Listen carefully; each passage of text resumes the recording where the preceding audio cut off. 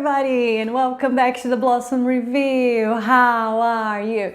Today we're talking about Netflix's long-awaited rom-com Boyfriend on Demand, which came out just last week.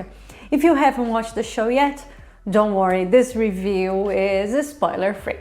So Boyfriend on Demand offers 10 delightful episodes that aren't revolutionary in any way, but that present a timely, contemporary, fairly simplistic, and ironically humane tale about our need for companionship and the irresistible imperfections of our romantic adventures. Boyfriend on Demand is the story of Mire, played by a lovable Jisoo, an exhausted and hard-working webtoon producer who has no time, or apparently no need, for romance. After a painful breakup left her even more cynical than she naturally is, Mire doesn't see the point in investing her precious time and energy in a relationship that will eventually end. At the office, Mire works alongside fellow webtoon producer Park Gyeon-nam, played by the charming Seo In-guk. Through Mire's eyes, Gyeon-nam is a seemingly aloof but highly competent professional who only makes her life more difficult and competitive. But when the camera takes a step back so we can observe Mire's work environment from a more objective perspective, we realize that Gyeon-nam isn't only what Mire chooses to see in him. He might be a bit introverted and not incredibly communicative, but he can be attentive and thoughtful too. And he surely has a massive crush on Mire. But Mire is too busy or too biased to notice. Gyeon-nam's gentle attempts at closing the gap between them are bound to go even more unseen when Mire is assigned to manage an eccentric author known for working her producers to the bone. That means that Mire's carefully designed work-life balance is also bound to be thrown out of the window. But this opportunity introduces her to a tech company that is currently developing a subscription-based virtual dating simulation called Boyfriend on Demand. Since the program is still in beta testing stage, Mire is invited to try and review it herself.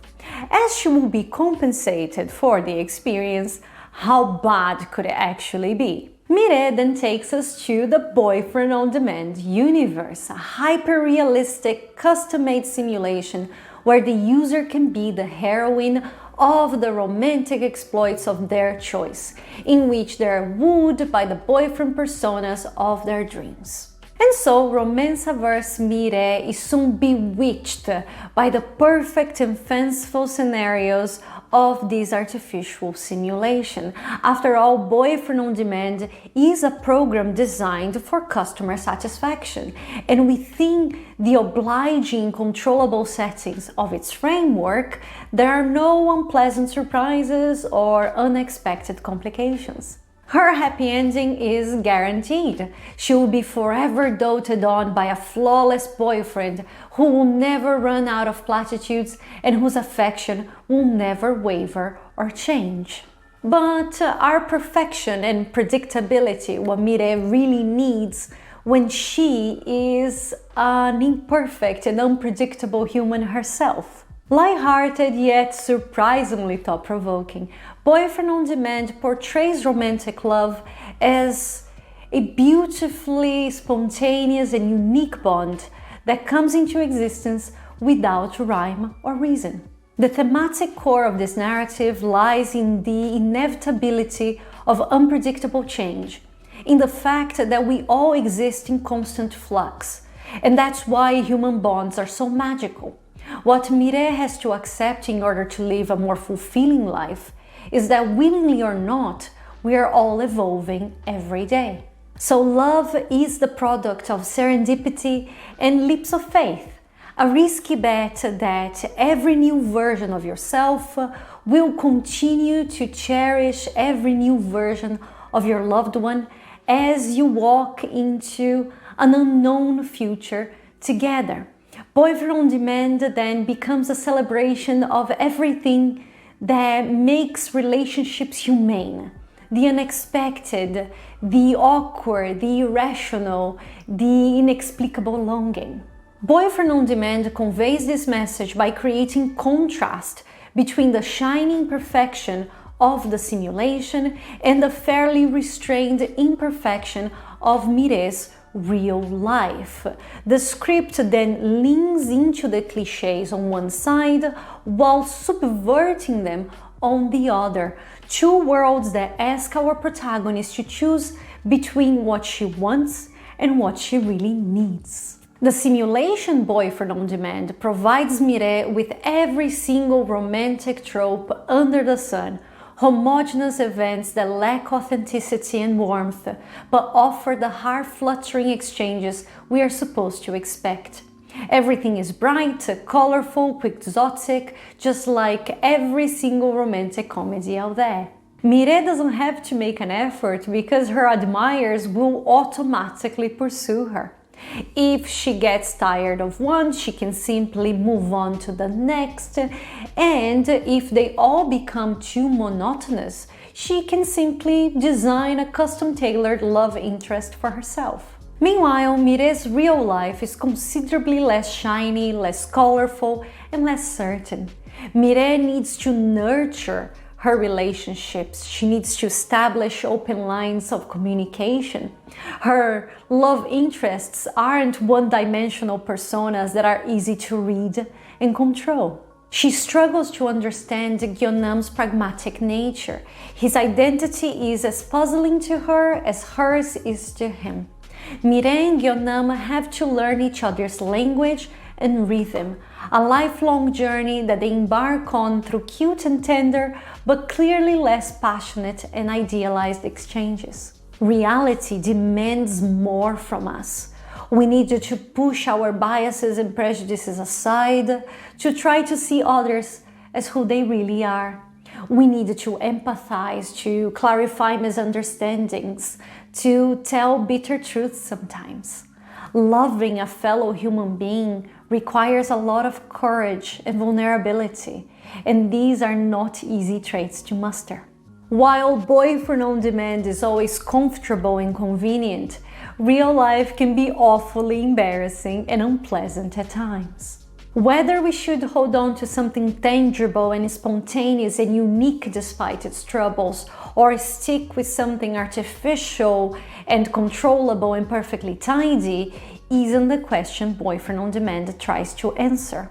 In an age in which AI relationships are becoming ever more common, the show chooses to portray its story through clearly non-judgmental lenses. Each character on Boyfriend on Demand is free to make their own decision according to what they deem important, and the narrative avoids most social commentary. The series forgoes the discussion of social and ethical dilemmas related to the development and use of artificial intelligence, creating a universe that feels almost utopian as a consequence. While AI often leads to dystopian stories, Boyfriend on Demand establishes a sort of fairy tale in which reality and digital escapes can coexist without any major drawbacks. The closest you will get to any social commentary here is a few incisive remarks on how society exploits loneliness for profit, but everything else is mostly implied. This is a narrative choice. Boyfriend on Demand makes use of a small cast of characters and limits its storylines and themes to offer a fantasy that raises timely questions, but opts not to give any definitive answers. It's enjoyable, charming, and funny, and if you pay attention to what happens between the lines, it can give you quite a bit of food for thought.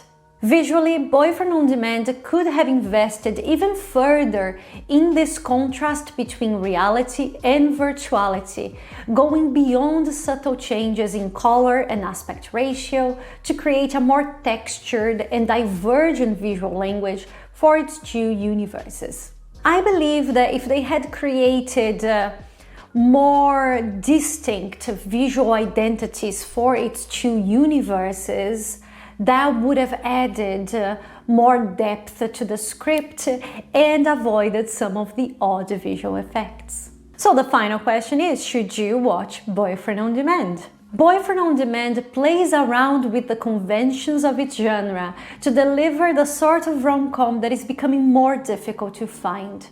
Cheerful and entertaining, this story isn't embarrassed to let its characters yearn for romantic love, conveying their need for companionship through scenarios that go from absurdly silly to modestly mundane. Now, if you're looking for an assertive discussion on the effects of AI on human relationships or multiple complex storylines, you definitely won't find them here.